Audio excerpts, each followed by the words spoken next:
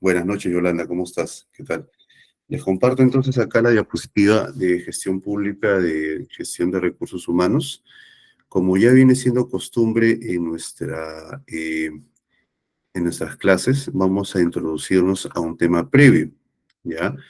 Eh, y la forma en que nos vamos a introducir a este tema tiene que ver con los tiempos actuales, ¿no? Buenas noches, Diomar, ¿cómo estás?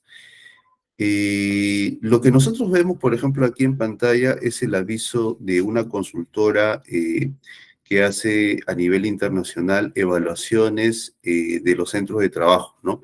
Y otorga la certificación Great Place to Work. ¿Han escuchado hablar ustedes antes de esto, de esta calificación?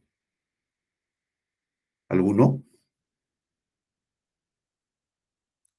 Bueno, les comento. Actualmente, este es uno de los factores más importantes para la generación actual que se considera al momento de elegir nuestro centro de trabajo, ¿no? Yo vengo de una generación de personas que todavía no procesaba ni consideraba, muy bien, Stuart. Adelante, por favor, No, escuchamos. no, no. Solo es como una consulta. ¿Esto es parecido a los ISO o no? No, no es una certificación de calidad, sino que esto es es una verificación de estándares, que tienen también rangos, ¿no? De calificación de un lugar adecuado para trabajar, o sea, un gran lugar para trabajar. Entonces, se evalúan de aquí, no es una norma técnica, ¿no? A diferencia, por ejemplo, de los ISOs, que sí son unas normas técnicas de calidad, ¿no? Normas técnicas antisoborno que están reguladas y que se cumplen parámetros.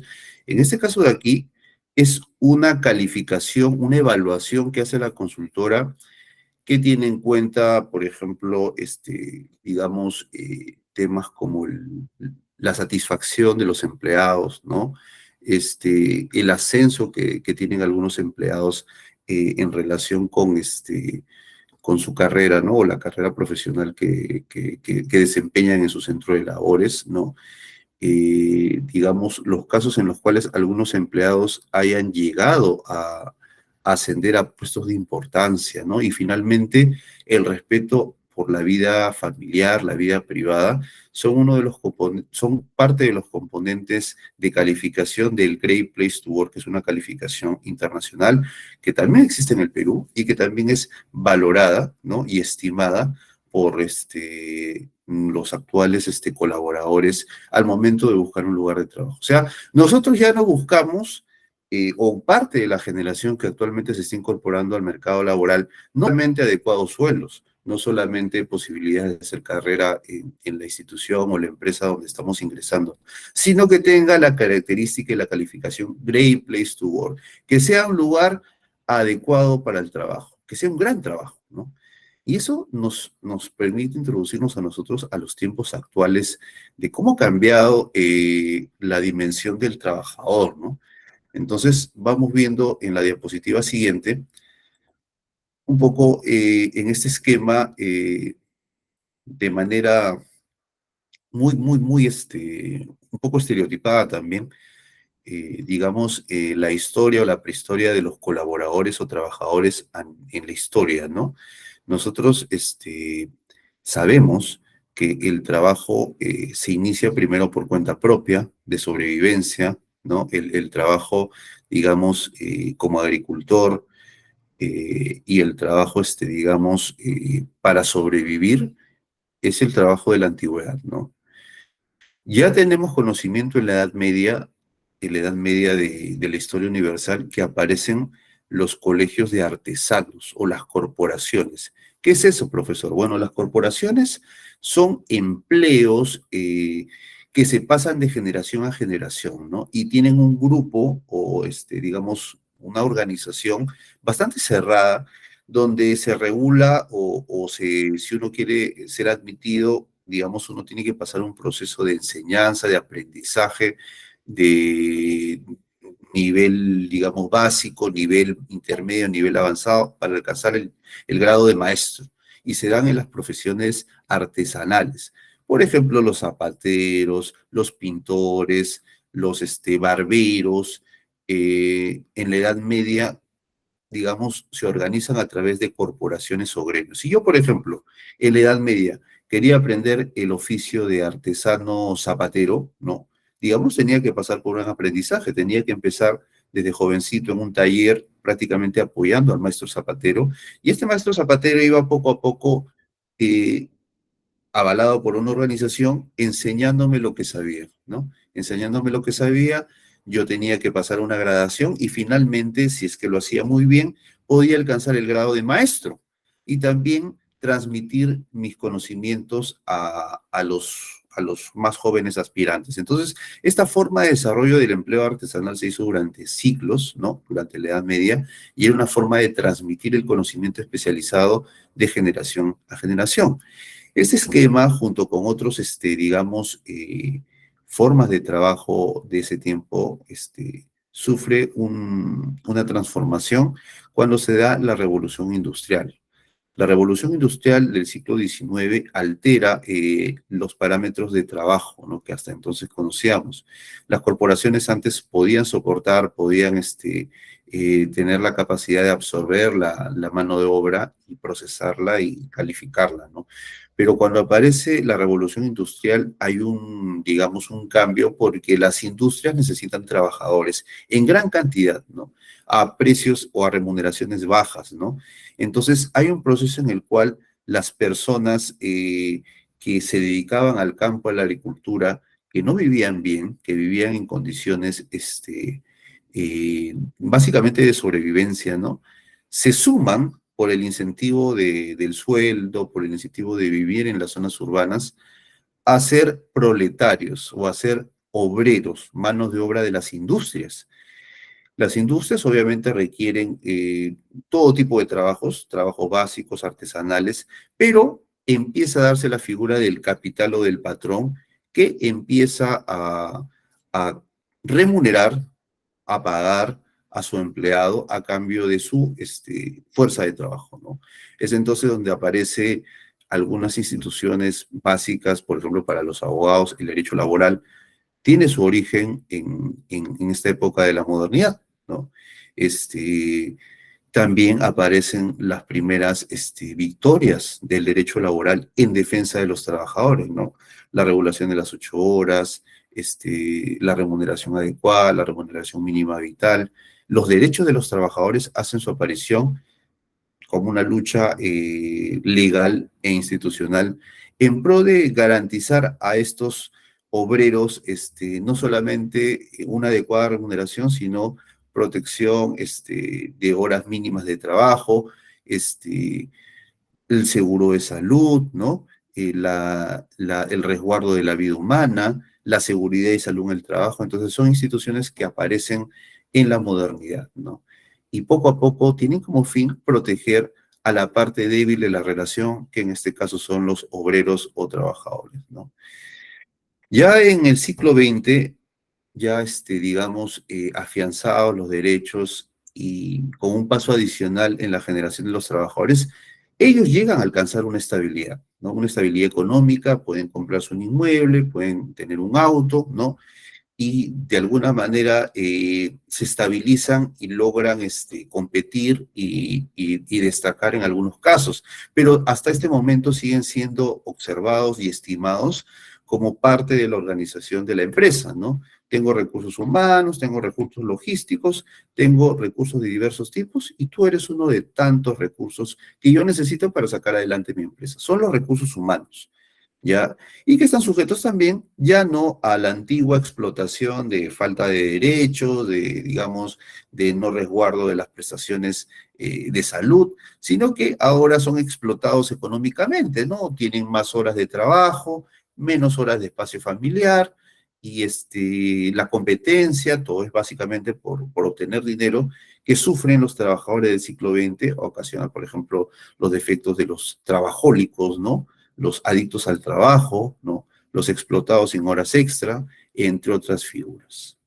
Y actualmente ya nos encontramos ante otro perfil de trabajador, ¿no? Ese trabajador ya no está atado, ¿no? A un trabajo, ni cuando ingresa a una empresa piensa que se va a quedar ahí toda la vida, ¿no? sino que ahora tiene claro que es uno de los tantos trabajos que puede tener, que se necesita que la empresa le brinde un espacio personal y respete el espacio de vida, de ese espacio personal de fuera del trabajo, para que se sienta motivado y brinde toda su potencialidad en resguardo de la empresa, ¿no? Entonces, la comodidad, que el trabajador se sienta a gusto, ¿no? Que tenga espacio privado para su familia, ¿no? Son claves ahora para que estos recursos, que antes eran denominados recursos humanos, puedan determinar un crecimiento y un impacto a veces no identificado adecuadamente para que la organización súbitamente pueda llegar a escalar posiciones de interés. Entonces, en estos tiempos, los recursos humanos ya no son tratados simplemente como tales, sino son tratados como uno de los recursos, si no el más importante de la organización, para lograr el éxito empresarial y, en el caso del gobierno, los objetivos institucionales que antes habíamos visto en nuestra clase de planeamiento estratégico, ¿no? Entonces podemos apreciar y nos introducimos a este concepto y este perfil de trabajador actual. De manera similar, nosotros acá en la diapositiva anterior vemos el tema de cómo antes se situaba a la organización empresarial, ¿no? Y podemos apreciar de que justamente antes eran un recurso adicional más de la empresa, ¿no? La empresa era definida como la combinación de un conjunto de recursos con el fin de comercializar o producir o ofrecer productos, de bienes y servicios a los clientes, ¿no? Y obtener el máximo beneficio. Como los recursos financieros, como los recursos tecnológicos, los recursos humanos eran importantes para alcanzar los objetivos de una empresa. Pero ahora nosotros vamos a ver que hay un cambio, ¿no? O sea, este concepto era el anterior. Y ahora vamos a darnos cuenta, vamos a tomar para tales efectos como referencia a un autor, a dos autores, Barney y Clark de 2007, que ellos señalan que los recursos humanos actualmente no solamente son personas, sino es un conjunto de talentos que nos ofrecen las personas. Es un conjunto de habilidades, actitudes, compromiso, relaciones y contactos internos y externos, conocimientos y experiencias que ofrecen en paquete los colaboradores. ¿Qué significa esto? Que yo ya no valoro simplemente a la persona que va a trabajar conmigo ahora, sino que yo valoro toda la potencialidad que me puede dar y que puede brindar a la empresa, ¿no? Si él desea, puede quedarse de repente a un nivel básico simplemente de conocimientos, ¿no? Pero si yo lo motivo adecuadamente, se puede comprometer, ¿no? Puede brindarme sus contactos, puede, emociones y actitudes claves para poder salir adelante y hacer que mi empresa o la empresa que lo contrata llegue a niveles adecuados de éxito, ¿no? O a niveles esperados de éxito. Entonces, todo este conjunto de talentos son entendidos actualmente como recursos humanos. Entonces, nuestro pensador de Rodin ahora se da cuenta que ya no es tan fácil definir a los recursos humanos como antes, sino que los recursos humanos, como les vuelvo a comentar, es el conjunto de talentos, de conocimientos, de contactos, de experiencias que nos puede ofrecer un colaborador. Ese es el paquete completo, ¿ya? Entonces, vamos apreciando de que también el rol del líder de recursos humanos ha cambiado, ¿no?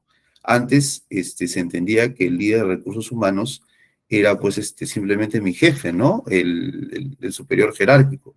Pero ahora nosotros acá también hay un autor que vamos a considerar para estos efectos. El autor se llama Ulrich, del año 2000, ¿no? Entonces Ulrich nos dice que el líder de recursos humanos actúa sobre cuadrantes de largo plazo y de corto plazo, sobre procesos y personas. Y, por ejemplo, si nosotros nos detenemos a examinar en los cuadrantes, a un nivel de corto plazo, el líder de recursos humanos tiene que ser un experto funcional, la persona que más conozca en materia de organización de la empresa, de acciones colectivas, problemas de salud, en favor de los trabajadores, ¿no? Tiene que ser el que más conozca de recursos humanos en su empresa. Número uno. Número dos, también en un rol de corto plazo y dirigido a las personas, tiene que ser el defensor de los empleados. él es el contacto con ellos, él los escucha, sabe de sus quejas, ¿no? Sabe digamos, de los aspectos que le preocupan y quisieran que haya una mejora. Entonces, tiene el rol de defender a los empleados ante el superior jerárquico, ante el jefe o dueño de la organización. Eso es en el nivel del corto plazo. Y en el nivel de largo plazo, por su rol, su conocimiento, es quizás el socio estratégico más importante que tiene la alta dirección para lograr sus objetivos. ¿Por qué? Porque yo, por ejemplo, en mi empresa tengo objetivos ambiciosos, pero solamente los puedo lograr si mi personal se compromete, se mentaliza y finalmente asume el reto que yo tengo planteado, ¿no? Entonces, lo hago a través del intermediario, que es en este caso el líder de recursos humanos, es el socio estratégico de la alta dirección, por el lado de los procesos y a largo plazo. Y por el lado de las personas, finalmente, es un potenciador del capital humano, porque él, gracias a su preparación, a su talento y también a su rol de defensa de los empleados, conoce las potencialidades de cada uno de ellos y por ende puede identificar, puede recomendar ascensos, puede recomendar encargaturas y compromisos que hagan que los trabajadores más interesantes, con perfiles más interesantes, se comprometan y brinden, así como lo hemos señalado en la anterior diapositiva, todo ese bagaje de conocimientos, experiencias, contacto, motivaciones, para que la empresa logre sus objetivos y también él, por ejemplo, también pueda realizarse profesionalmente. Entonces vemos que estos cuadrantes son claves para entender el rol actual de los líderes de recursos humanos a nivel privado y a nivel público, ¿no? Entonces vamos viendo, por ejemplo, en el experto funcional, ¿no? Que habíamos hablado de que es la persona que mejor conoce de recursos humanos en la entidad, pues en su rol tiene que crear soluciones a los problemas cotidianos, ¿no? Por ejemplo, un problema cotidiano que antes existía y que ya se está reduciendo es cómo lograr que se incremente la presencialidad, ¿no? La presencialidad de los trabajadores que se habían acostumbrado al remoto, ¿no? Que no se acumulen las vacaciones, ¿no? Que tome sus vacaciones, que haya un control adecuado de horarios, que mejore la cultura organizacional, ¿no? Entre otros aspectos cotidianos, ¿no? Entonces se le da solución a los problemas del día a día. Como defensor del empleado, pues bueno, o sea, los empleados están llenos de quejas, ¿no? No sé si ustedes han experimentado eso, pero tenemos muchas dudas e insatisfacciones y queremos canalizarlas con un líder, ¿no? A veces, por ejemplo, en algunas organizaciones están los sindicatos para eso, pero acá ya se conceptualiza que quien debe asumir ese rol es el líder de recursos humanos.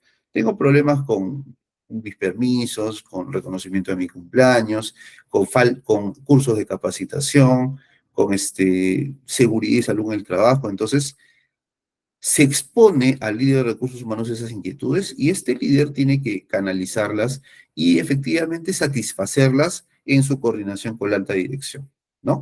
Entonces, de esta manera vemos de que en su rol de defensa del empleado, empatiza con ellos y logra de esta forma satisfacer sus requerimientos, ¿no? O sea, es el canal de satisfacción de los requerimientos con los empleados. Eso es en el tema, en el rol de defensor del empleado.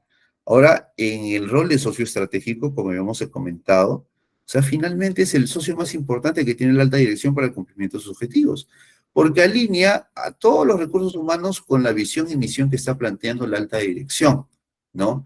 Digamos, implementa las culturas organizacionales o fomenta o solidifica los proyectos de cultura organizacional que tiene la alta dirección también. También es clave en el proceso de selección de personal, de capacitación, de ascensos, y de esta manera logra tener un rol muy importante cuando hablamos de cumplimiento de objetivos, ¿no? Finalmente, en el rol de potenciador del capital humano, tiene, digamos, es el que sabe qué necesita la empresa para lograr cumplir sus objetivos. Entonces, es clave en la búsqueda de talentos humanos y cuando los identifica, pues al talento hay que potenciarlo, hay que motivarlo para que de esta manera pueda proporcionar la experiencia, el conocimiento y la habilidad que pueda lograr un impacto importantísimo en el futuro de la organización empresarial, ¿no? Entonces, en resumen, estos son los 4 roles del líder de recursos humanos en la actualidad, ¿no? Y además, bueno, ya de esta manera vemos, por eso mismo, de que tiene como fin establecer una visión atractiva y el logro de resultados en su organización, ¿ya? Ahora vamos a examinar un poquito el sistema administrativo de gestión de recursos humanos, así como se concibe actualmente. Y les cuento, esto ya es para el sector público, ¿ya? Hasta aquí hemos hecho una digresión a temas comunes con el sector privado. Acá vamos a hacer ya una referencia exclusivamente al sistema administrativo de gestión de recursos humanos, que es un sistema público, así como hemos visto en la clase anterior, el sistema de planeamiento estratégico, el sistema de presupuesto, de inversiones, de abastecimiento, de control gubernamental. El sistema de recursos humanos es un sistema también administrativo, que fue creado con la Ley de Servicio Civil, ¿no? En el año, me parece que en el 2014 se crea el Sistema Administrativo de Gestión de Recursos Humanos, y de esta manera, desarrolla y ejecuta la política del Estado del servicio civil. Servir es el ente rector de este sistema, ¿ya? Servir es un organismo público de la Presidencia del Consejo de Ministros que tiene rectoría sobre el sistema administrativo de gestión de recursos humanos, que se ha ido consolidando poco a poco, ¿no? Con la implementación de la Ley del Servicio Civil. Por cierto, el régimen del servicio civil, que es esa parte, está contenido en la Ley del Servicio Civil, todavía no está implementado, está en proceso de implementación. Pero la Ley de Servicio Civil tiene varias disposiciones que ya están en implementación en las diferentes organizaciones públicas, ¿ya? Pero el régimen de servicio civil propiamente todavía no, ¿ya? Entonces vamos a estudiar a continuación cómo se estructura, cómo va a funcionar y que finalmente se va a expresar en la adopción del régimen del servicio civil. Hasta la fecha han ido construyéndose algunos componentes de este sistema a lo largo del tiempo y que nos va a expresar, ahora lo vamos a ver en la clase, que está alineado con este concepto del líder de recursos humanos que habíamos expuesto anteriormente. Hasta el momento, ¿alguna consulta, alguna duda? ¿Algo en que les pueda aclarar que no haya estado suficientemente entendible? Por favor, con toda confianza, si pueden levantar la mano o en todo caso en el grupal. ¿No hay ninguna consulta? Entonces, proseguimos, ¿ya? Si hay alguna, por favor, no duden en ponerla para priorizarlo y darle el uso de la palabra, ¿ya? Algo importante en este sistema administrativo de gestión de recursos humanos es que tiene 7 subsistemas y 23 procesos, ¿ya? Justamente lo vamos a examinar a continuación. Acá hay un pequeño mapa de cómo se estructura el sistema administrativo de gestión de recursos humanos. Son 7 subsistemas y 23 procesos. Vamos a hablar ahorita un poquito de ellos, voy a agrandarlo acá para que ustedes puedan visualizarlo, ¿ya? El tema empieza con la planificación de políticas de recursos humanos, ¿ya? Planificación, acuérdense, como lo hemos visto en nuestras clases anteriores, tiene que ver con la programación y, digamos, la programación, anticipación de lo que yo necesito en recursos humanos para mi institución, ¿no? O sea, yo tengo que saber, tengo que programar, oye, ¿qué voy a requerir a futuro, ¿no? ¿Qué tipo de personal, qué tipo de perfil necesito? Entonces, para eso necesito planificar mis políticas de recursos humanos. Hay, digamos, estrategias, políticas y procedimientos para eso, y hay una planificación de recursos humanos propiamente dicha. Luego de eso, viene otro subsistema que se llama organización del trabajo y su distribución, ¿no? Donde ya acabo un trabajo, ya no de planificación, ya la he hecho, sino voy a hacer el diseño de puestos y la administración de los mismos. O sea, voy a yo caracterizar el perfil de persona que yo necesito, ¿no? Y cómo van a ir organizados, cuánto sueldo van a tener, en fin, cómo van a funcionar en mi organización pública, ¿no? Luego de esto tengo la gestión del empleo, que ya tiene que ver con, lanzo las convocatorias, no voy a contratar personal, es de este perfil, lo voy a seleccionar, los contrato, hago una inducción, pasan un periodo de prueba, ¿no? Finalmente, ya cuando están trabajando, pues voy a administrar sus legajos, voy a revisar su asistencia, voy a monitorear su desplazamiento, ¿qué significa desplazamiento? Que este trabajador, una vez que ingresado, puede trabajar en otro órgano, en otra entidad pública, que también es posible, procedimientos disciplinarios en los cuales haya incumplimiento de funciones y esto genere una responsabilidad disciplinaria, y finalmente desvinculación o despido, ¿no? Cuando acaba la relación laboral, ¿no? Esto es en gestión de empleo. También hay otro subsistema de gestión de la compensación que ve básicamente sus retribuciones, ¿no? Yo administro las retribuciones de los trabajadores y sus pensiones. También hay otro subsistema de gestión de desarrollo y capacitación, donde yo veo acá la capacitación de los trabajadores que reciben todos los trabajadores y la progresión en la carrera. Otro subsistema que es gestión de rendimiento, donde yo evalúo básicamente el desempeño de mis trabajadores. Hay mucha vinculación entre la capacitación y el rendimiento, ¿no? Finalmente tenemos el subsistema de gestión de relaciones humanas y sociales, donde yo veo el tema colectivo, los sindicatos, ¿no? Seguridad y salud en el trabajo, ¿no? Si se están cumpliendo los parámetros de resguardo de la salud del trabajador en su ambiente laboral, bienestar social, que tiene que ver con prestaciones de salud, ¿no? Cumpleaños, reconocimientos de tipo social, cultura y clima organizacional, que es sumamente importante. Cada organización tiene un clima y una cultura organizacional, ¿no? Que, por ejemplo, ¿no? Premia o privilegia, pues, trabajar a las horas, o de repente, digamos, valora la capacitación, entre otros aspectos. Cada uno se diferencia. Entonces, hay que detectarlo, potenciarlo y mejorarlo. Y finalmente, los canales de comunicación interna de la alta dirección o de los jefes con los empleados. Entonces, en resumen, estos son los subsistemas existentes del sistema de recursos humanos de una entidad pública, ¿ya? Los cuales van a estar completamente consolidados cuando se adopte la ley del servicio civil. A continuación, vamos a hablar sobre cada uno de ellos, ¿ya? Vamos a hablar sobre el primero, la planificación de políticas de recursos humanos. Como habíamos visto, los recursos humanos son los elementos más importantes en una organización, ¿no? Por eso yo tengo que planificar qué tipo de recursos humanos necesito, cómo los voy a adquirir. Y tengo que tener una serie de políticas que vayan y delineen esos aspectos, ¿no? Este subsistema permite organizar la gestión interna, ¿no? De los recursos humanos, ¿no? Y la definición de políticas, directivas y lineamientos. Por ejemplo, ¿cuál es una expresión de esta planificación de recursos humanos? Por ejemplo, es el reglamento interno de trabajo, ¿no? Un reglamento interno de trabajo es una expresión porque yo señalo cuáles son, digamos, la forma de organizar a mi personal, ¿no? Qué funciones, qué compromisos tienen, ¿no? Y están alineados con esta visión, esta visión que tiene la alta dirección, ¿no? En este caso, pública, ¿no? Entonces vemos esto y vemos de que la planificación tiene algunos procesos, ¿no? Son dos procesos que vemos aquí, uno de estrategias, políticas y procedimientos y el otro de planificación de recursos humanos propiamente dicho.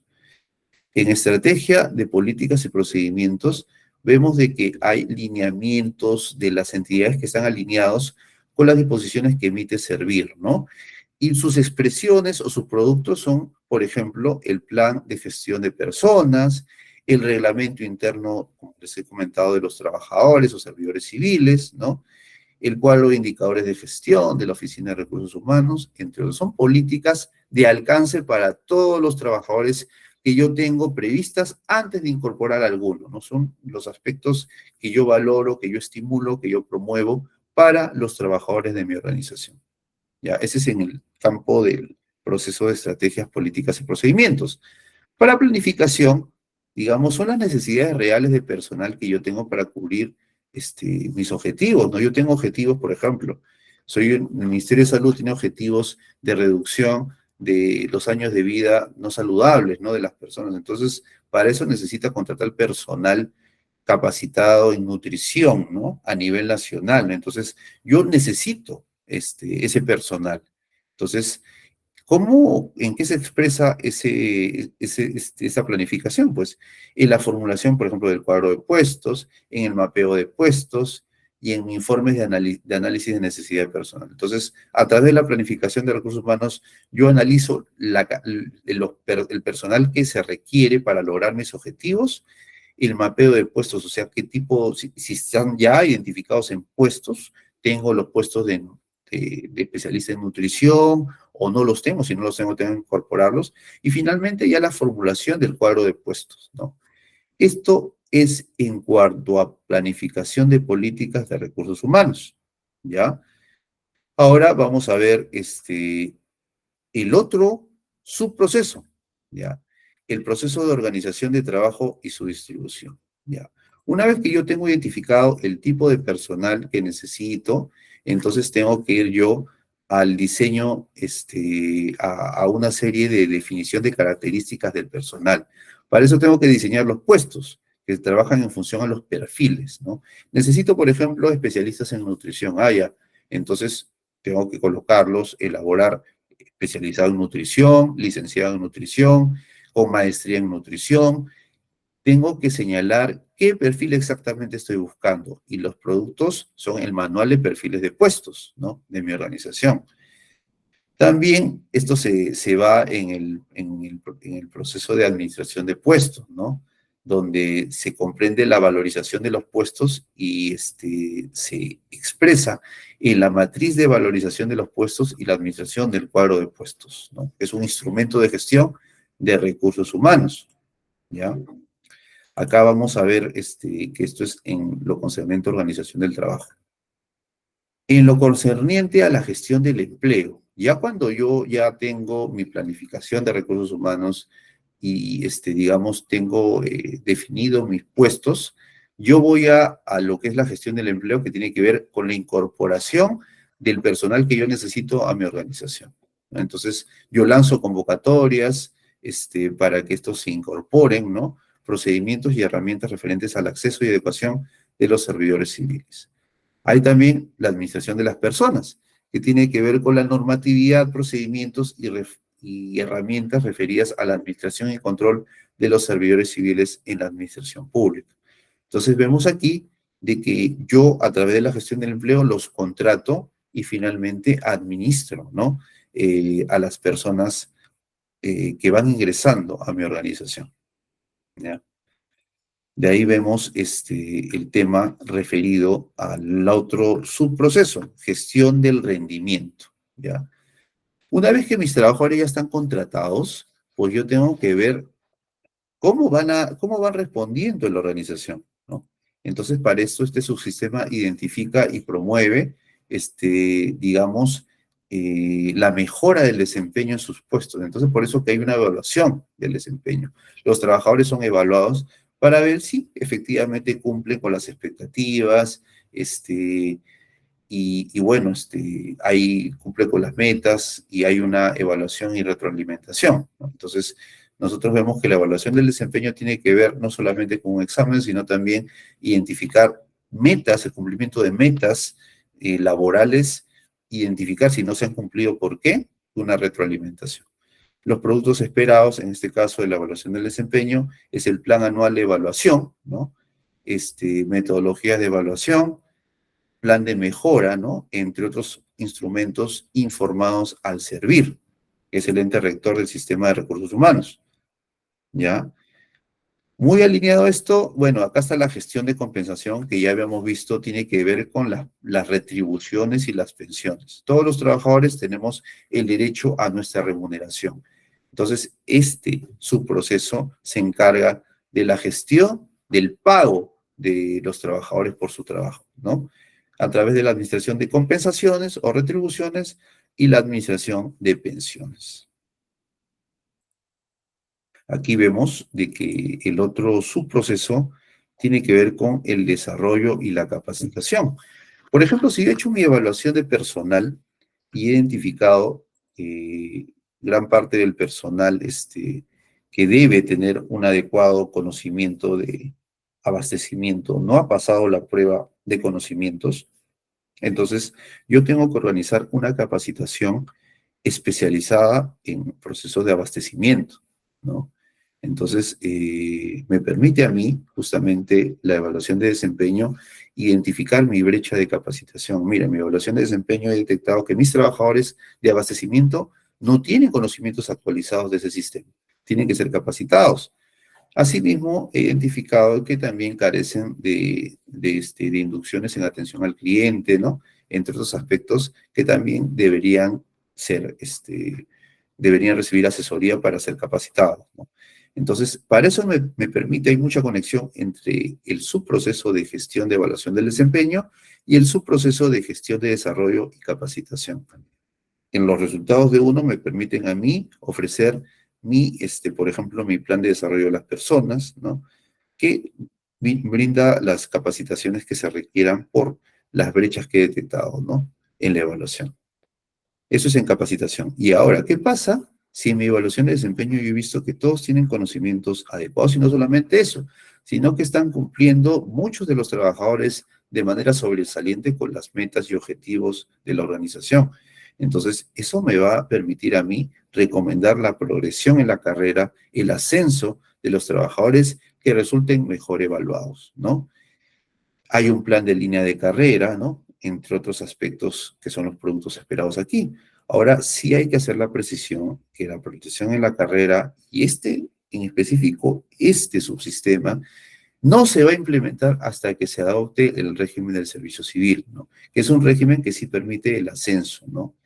Actualmente, eso lo vamos a ver un poquito más adelante, hay un problema grave con los regímenes de trabajo en el sector público.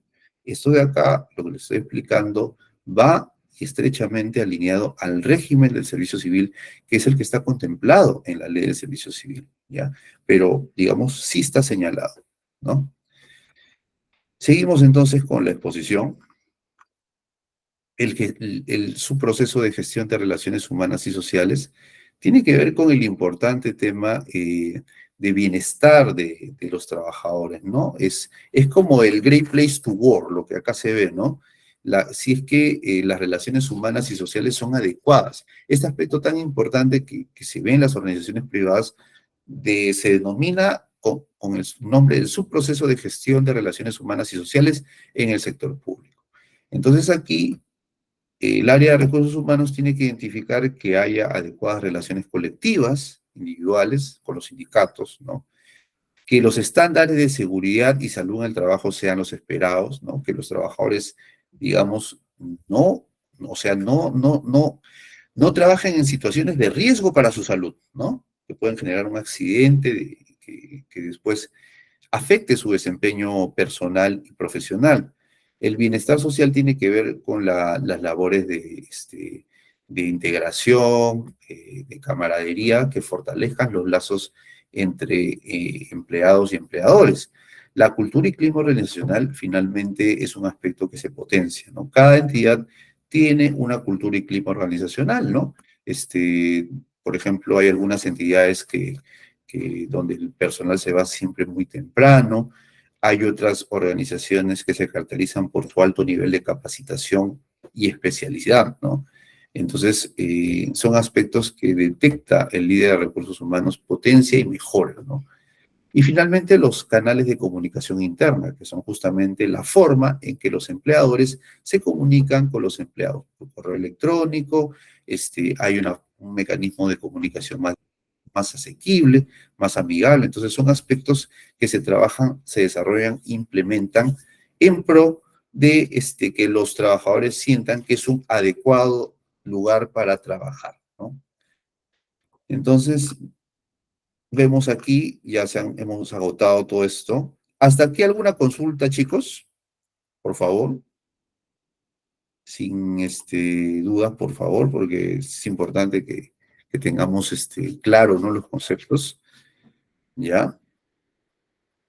Si no hay ninguna consulta, explicamos entonces un poquito ya el problema que ha aparecido en el caso peruano, ¿ya? Todo esto de aquí que les he explicado está en una ley, que es la ley del servicio civil, pero todavía no está implementada en su integridad. Hay algunos aspectos de avance. ¿Por qué? Porque Servir, digamos, liderando la implementación del servicio civil, ¿ya? Primero vamos, para eso, partir del diagnóstico, ¿ya?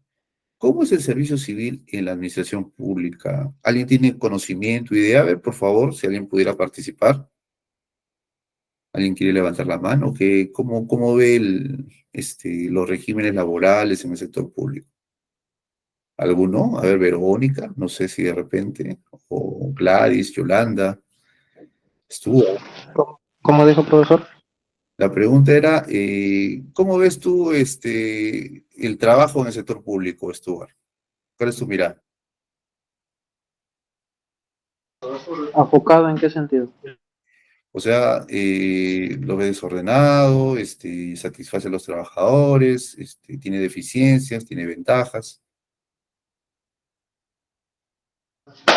Am, bueno, desde un punto de vista personal, pues hay más deficiencias que eficiencias, A desde un ver, punto personal, pero ¿cómo qué creo que deficiencias le ves? A ver, Stuart.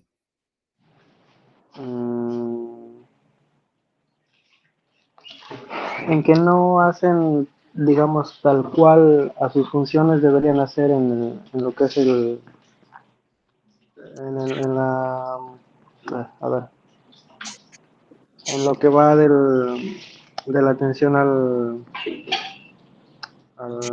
ciudadano, a las mismas funciones propias para dar solución a dichos problemas o a diversas actividades que van dentro del mismo trabajo de los funcionarios públicos, ¿no? Muy bien, Stuart. Muchas gracias por la intervención.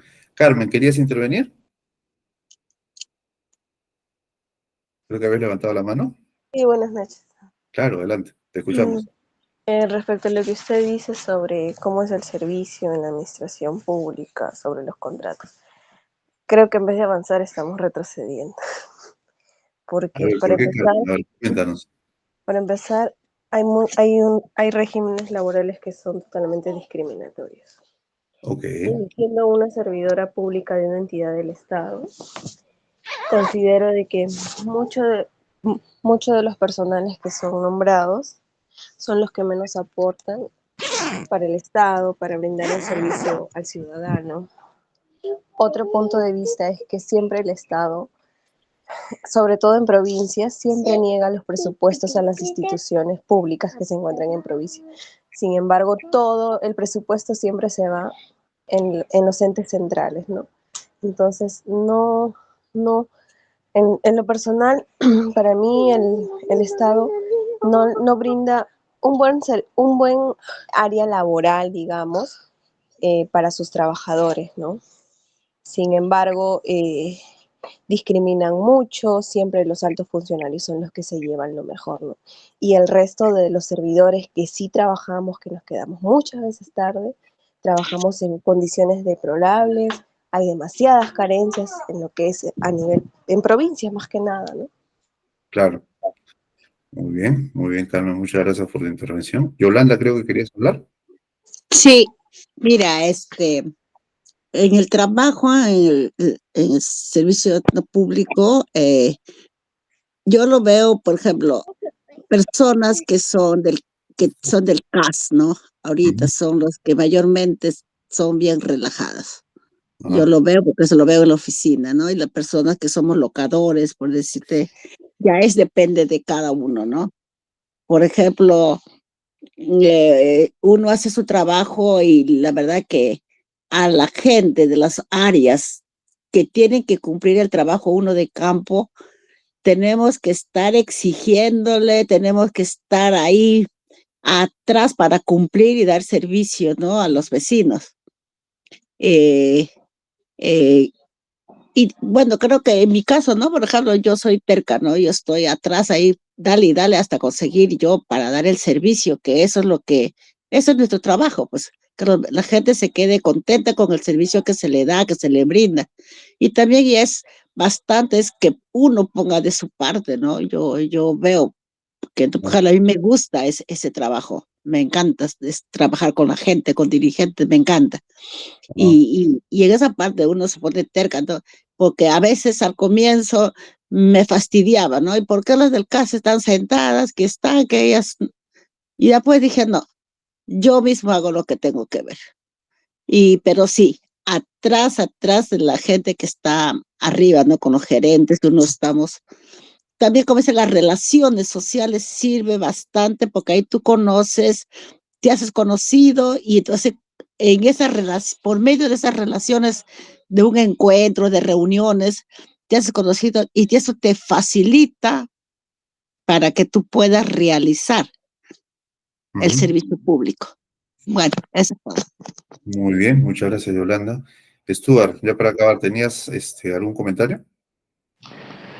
Sí, como, bueno, juntando estas dos opiniones y anteriormente también a una clase que también hizo preguntas referentes a esto, creo que si mal no recuerdo fue la primera.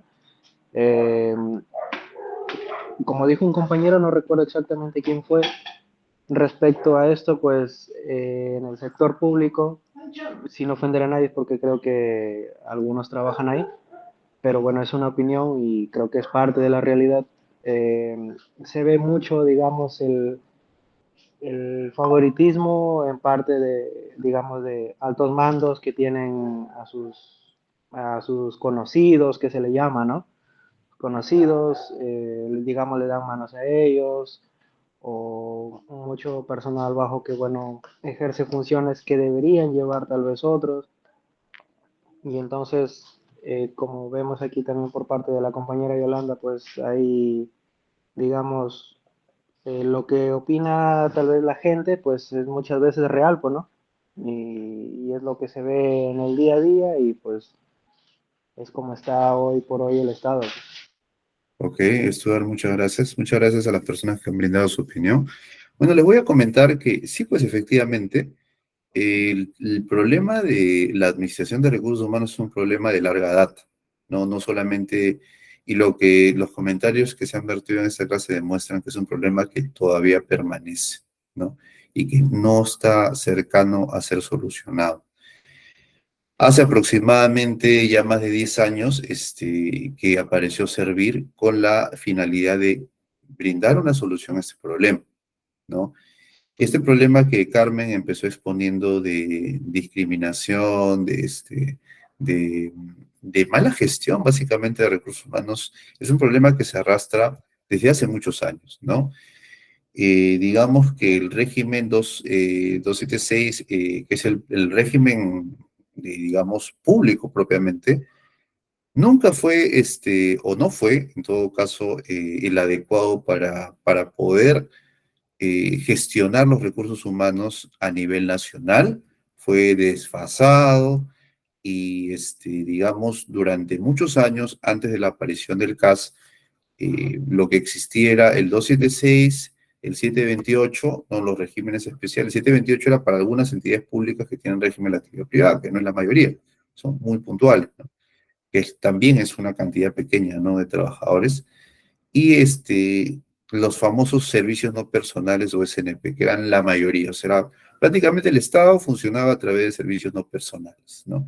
Que eran personas a quienes yo le hacía un contrato civil, entre comillas, para que brinden los servicios que necesitaba la administración pública. Entonces, así ha venido trabajando el Estado durante mucho tiempo.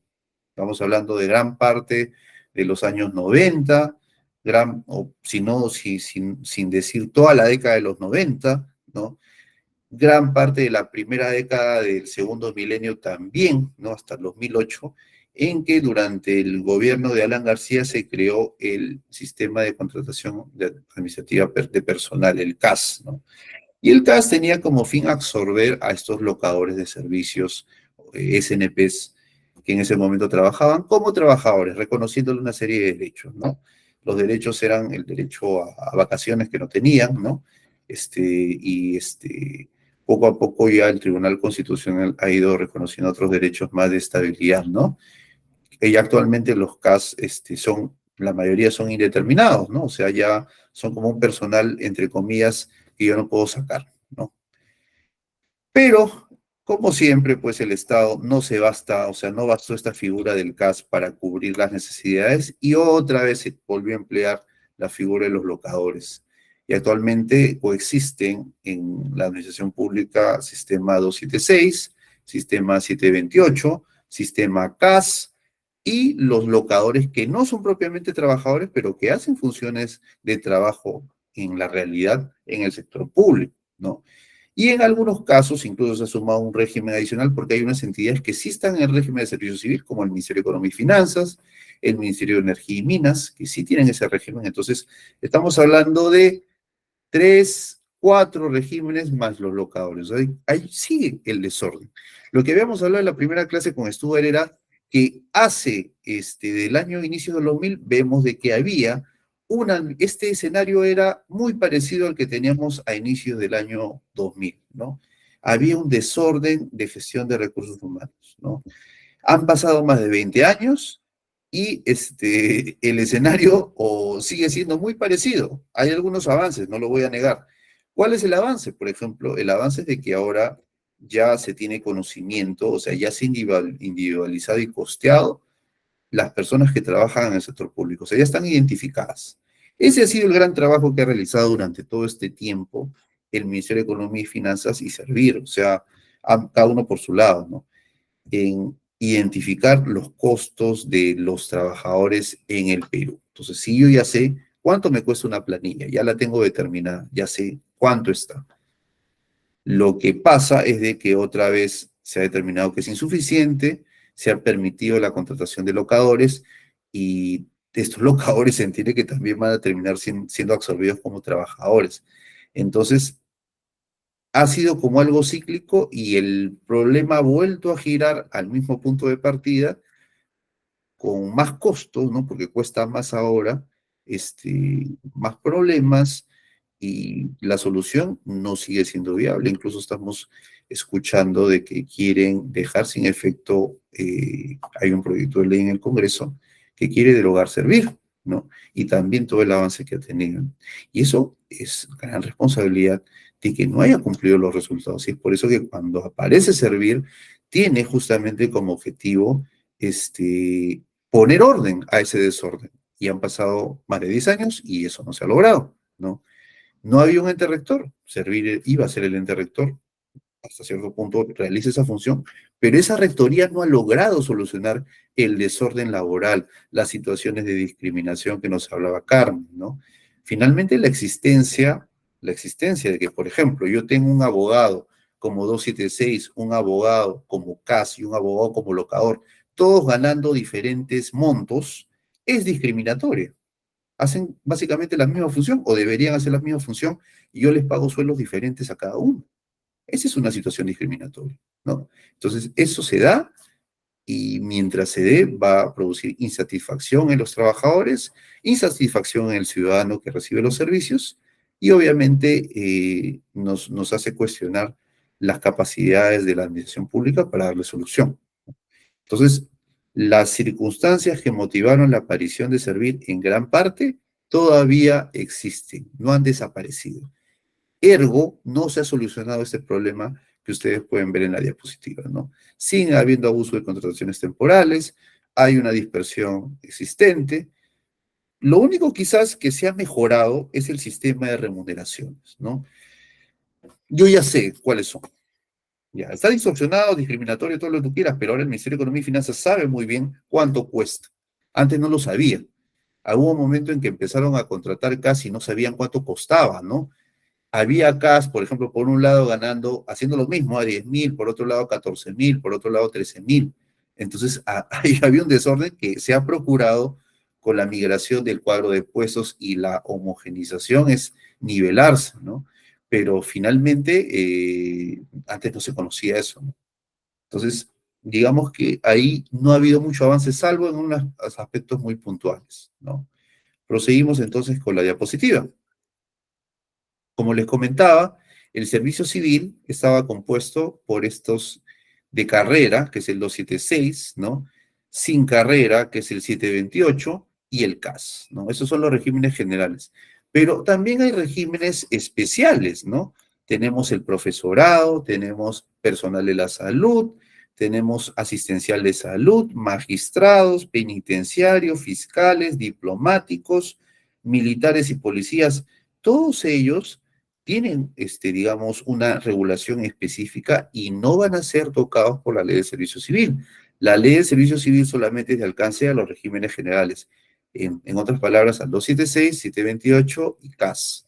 Y en estricto, básicamente al CAS, porque finalmente tú como 276 tienes la libertad, si es que te implementa tu servicio civil en tu entidad, de elegir permanecer en tu régimen o migrar al servicio civil. Pero los CAS sí tienen que migrar necesariamente, ¿no? Tenemos también otros regímenes que hablaba Carmen, ¿no? Que son los regímenes de alta dirección, donde están los gerentes públicos y están los locadores y los de fondo de apoyo gerencial. Por ejemplo, estos señores ganan bastante dinero, ¿no? Como gerente público y como FAG-PAG, ¿no? Eh, digamos que son los más contentos de la historia, ¿no? Pero no son la mayoría, ¿no? Entonces, sí, el problema sigue sigue permaneciendo, ¿ya? Pero ese es el escenario que estaba y que todavía continúa. Entonces, seguimos en esa justificación, vemos de que en su momento había un diagnóstico, ¿no? De que había 17% de CAS, la mayoría eran CAS, había un porcentaje de 276 de nombrados, 16%, 728 menos, y la mayoría eran las carreras especiales. O sea, la ley del servicio civil ni siquiera iba a brindar solución para la mayoría de los profesionales en la administración pública, sino para el 41% restante, ¿no? Eso es también una crítica muy fuerte que se hizo al régimen. Además, hay muchas excepciones. Por ejemplo, la Contraloría no está sujeta al régimen de servicio civil, ¿no? Entiendo que también la Judicatura no tiene excepciones al servicio civil. Entonces, hay muchas entidades públicas que se han exceptuado del servicio civil. Eso es lo que podemos apreciar. Aquí vemos también de que los objetivos eran profesionalizar al servicio civil, terminar con el desorden de las contrataciones, remuneraciones, deberes y derechos de los servidores, que se ha verificado que existe todavía, y consolidar este sistema de gestión de personas y sus actores. Esos eran los objetivos de la Ley de Servicio Civil. Sus pilares, la meritocracia, que no se ha implementado todavía, hasta que no se implemente la Ley de Servicio Civil de manera general, no está implementado, salvo en algunos aspectos de CAS, digamos, más son simbólicos que reales, ¿no? Igualdad de oportunidades para la capacitación, acceso y progresión, que tampoco se da, porque no hay, en CAS no hay ascenso, 276 sí lo hay, pero de una manera muy restringida, y la gestión de acuerdo a metas, o sea, el cumplimiento de objetivos todavía es un tema pendiente. Los pilares todavía no se concretan. Las características del servicio civil, que es la ley que se quiere implementar, es de mejora de la gestión de las personas y mejora de los procesos internos. La reforma gradual e irreversible, esperemos que sea irreversible, porque si es que aparece una ley que deja sin efecto el servicio civil, ya no va a ser irreversible, ¿no? Y es una reforma voluntaria, ¿no? Donde, como les comentaba, 276 y 728 concursan si lo desean, y si no permanecen en su régimen. Los servidores CAS sí deben concursar al servicio civil, ¿no? Y ahora, ¿cuál es el objetivo de este servicio civil? O sea, ¿por qué se motivó? Se motivó con el fin de profesionalizar a los servidores de carrera, ¿no? De que estos servidores de carrera tengan el servicio civil, estén contentos, bien remunerados, tengan estabilidad, progresión. Entonces, el objetivo era que este núcleo intermedio que mueve la gran parte de actividades en la administración pública tenga o goce de esos derechos que lamentablemente pasados 10 años todavía no se implementa, inexplicablemente, porque para mí, en lo personal, no hay justificación para esta demora que realmente decepciona, ¿no? A muchos de los que trabajamos o hemos trabajado en la administración pública. Seguimos entonces adelante, ¿ya? El cambio de concepción es bueno, acá sí caracterizamos un poquito, en 276 era por grado de instrucción, pero eso también está cambiando porque el país ha cambiado en cuanto a las profesiones universitarias, ¿no? Digamos que en los años 80, cuando aparece el 276, la cantidad de profesionales universitarios era restringida, ¿no? No era la mayoría, pues. Ahora, gracias a las reformas implementadas en los años 90 y la universidad como negocio, pues ya ha producido una enorme cantidad de profesionales universitarios, ¿no? Entonces ya prácticamente es un estándar, ¿no? Ya todos son licenciados, ¿no? Y de la maestría también, entonces ya hay, casi todos también ya tienen maestría. Entonces, ahora el tema es un poco la educación de calidad, y por eso se creó el SUNEDU, ¿no? Pero bueno, ahora ya el concepto ya no es grado de instrucción, sino familia de puestos, que es lo que vamos a ver, que es un concepto más de orden, ¿no? Lo vamos a ver a continuación. ¿Cómo funciona esto de la familia de puestos? La familia de puestos funciona en que yo ya voy a agrupar a mis profesiones no porque soy profesional, porque soy, digamos, técnico, sino que yo soy experto en algunas, digamos, algunos roles que a mí me permiten vincularme con otros próximos. Por ejemplo, yo soy abogado, ¿no? Entonces soy un asesor. Entonces mi familia va a ser de asesoría, ¿no? Asesoramiento y resolución de controversias. Yo estoy emparentado en esta familia de puestos con las personas que trabajan en Procuraduría, ¿no? Del Estado, que resuelven controversias, ¿no? Que los comunicadores que también asesoran en comunicación, ¿no? Yo estoy emparentado con ellos en cuanto al trabajo. Ahora, por ejemplo, los que ven presupuesto y recursos, ¿no? El tema de planeamiento, el tema del presupuesto también es otra familia. Otra familia tiene que ver también con los que formulan políticas, ¿no? La formulación de políticas tiene que ver también y pueden ser roles diferentes, ¿no? Pueden ser roles de políticas en desarrollo económico, en temas de salud, en temas de vivienda, pero finalmente son profesionales en formulación de políticas. Hay otros que son profesionales en atención al cliente, atención al ciudadano, ¿no? Que tiene que ver con aspectos más de cara al ciudadano, tienen que tener esa capacitación. Y finalmente los que hacen fiscalizaciones, trabajan en IGEMIT, trabajan, por ejemplo, en SUNAFIL, ¿no? Son personas que tienen ese rol, ¿no? Entonces vemos así que ahora la organización es por familia de puesto y tienen roles, ¿no? Tienen tareas. Yo soy asesor, tengo una tarea legal. Hay otro asesor que es en mi familia de puesto, pero tiene el rol de asesoría en controversias con el Estado, ¿no? Ya. Hay otra persona que formula políticas en salud, formula políticas en educación. Entonces, así es como se van asignando los roles. Vemos también de que hay evaluaciones de desempeño en el servicio civil para estimular el buen rendimiento y se evidencia las necesidades de capacitación. Eso que hablábamos del subsistema de gestión del desempeño se implementa en el servicio civil, ¿no? Y, y sería muy importante, por eso es que la ley de servicio civil se puede implementar, pero lamentablemente no se ha hecho hasta el momento y ahora está en un grave riesgo de ser dejada sin efecto, ¿no? Es un aspecto sumamente preocupante en la actualidad. Y vemos aquí, finalmente, el ámbito de la reforma, ¿no? Como les comentaba, el ámbito de la reforma es para el grupo CAS, básicamente 276 y 728. Y reordenar en un nuevo grupo, nuevas familias, nuevos roles, nuevas remuneraciones y un nuevo régimen, ¿no? Luego del tránsito al servicio civil, que viene durando mucho tiempo. Se aplica supletoriamente a carreras especiales, pero no es de alcance, no están dentro de su alcance, y hay 5 entidades excluidas, ¿no? Entonces, vemos esto aquí. Y finalmente podemos acabar ahora la clase de esta forma, ¿no? Nuestra crítica al servicio civil es esa, ¿no? O sea, es que a pesar de que las causas que motivaron la reforma son justificadas, no hay justificación para la demora en la implementación del servicio civil a la fecha, a tal punto que hay un grave riesgo de que se deje sin efecto y que se haya verificado un retroceso, ¿no? Porque volveríamos a foja cero a ver otra vez qué hacemos, ¿no? Para mí la solución en lo personal tiene que ver con definitivamente el reconocimiento de los trabajadores del sector público, ¿no? Como trabajadores, reconocimiento de sus derechos, la homologación, que en todo caso se va logrando vía judicial, pero debería darse también restricciones para las personas que trabajan en la administración pública, ¿no?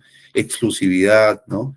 Permitir también no afectarse por las prohibiciones de doble remuneración, ¿no? Porque dentro de todo, las personas que trabajan en la administración pública tienen un conocimiento especializado en ella. Lo que tienen que hacer es validarlo, ratificarlo y empezar a trabajar de manera más libre dentro de todo el ámbito. Hay muchos sectores, muchos ámbitos de la administración pública, como decía Carmen, que no están bien potenciados, no están bien gestionados, y hay otros que sí. Entonces no puede ser cuestión de suerte, es un solo sistema. En ese solo sistema debería identificarse a nivel nacional cuáles son las personas con mejor talento en la gestión de recursos humanos en una administración pública, sea el municipio X, sea el gobierno regional, sea, en fin. Se les debe potenciar, preparar y rotar, de ser el caso, y siempre y cuando estén de acuerdo, a la entidad que más los necesite, por un sueldo estándar, ¿no? Por eso es que la diferencia de sueldos, ¿no? La, el tratamiento, digamos, ventajoso en una entidad o desventajoso en otra, no hace más que producir discriminación, ¿no? Y segregación y desunión en un sistema que debería ser unido, ¿no? Entonces, no vale más un funcionario público del gobierno nacional que un funcionario público del gobierno regional o gobierno local. Debería haber un estándar equivalente, ¿no? Y si no lo hay, pues debería buscarse, ¿no? Porque así como uno puede trabajar en un ministerio, pues podría trabajar en un gobierno local con la misma destreza, con el mismo conocimiento, con el mejor conocimiento para poder brindar la mejora de los servicios que la entidad necesita. Entonces debería estar unificado, a mi modo de ver, no restringido, no limitado a entidades públicas, debería ser un sistema más integral, ¿no? Bueno, hasta aquí mis apreciaciones sobre nuestra clase. Ha sido un gusto poder compartirlas con ustedes. Esperemos poder vernos en una próxima clase a continuación. Y bueno, no sé si tienen alguna consulta, estoy ya no atenderlas, y si no ninguna, esperemos vernos próximamente. Muchas gracias. De igual manera, profesor, muchísimas gracias por las